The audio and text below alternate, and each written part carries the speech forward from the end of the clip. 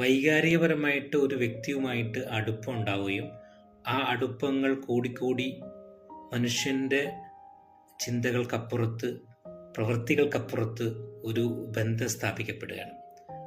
ആ വ്യക്തിയെക്കുറിച്ചുള്ള ചിന്തയും ആലോചനയും നമ്മുടെ ജീവിതത്തിൻ്റെ ഭാഗമായി തീരുകയാണ്. നമ്മുടെ സന്തോഷങ്ങളും സങ്കടവും നമ്മളെ ആഗ്രഹങ്ങളും സ്വപ്നങ്ങളൊക്കെ ഒരു വ്യക്തിയിലേക്ക് പകർന്നു കൊടുക്കുന്ന ഒരു ഏർപ്പാടാണ്. ഒരുപാട് ആളുകൾക്ക് ഈ പറഞ്ഞ ഒരു ഇമോഷണൽ ഇൻഫിഡിലിറ്റി ഉണ്ടാവാം.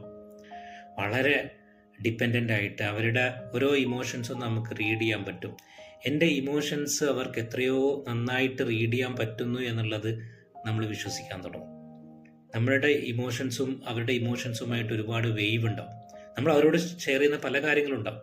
എല്ലാ കാര്യങ്ങളും ഷെയർ ചെയ്യുന്ന, നമ്മളെ കൂടുതൽ മനസ്സിലാക്കുന്ന, നമ്മളെ ഇമോഷൻസുമായിട്ടൊരു വേവുള്ള ആളുകളുമായിട്ടാണ് അങ്ങനെ ഉണ്ടാവാറ്.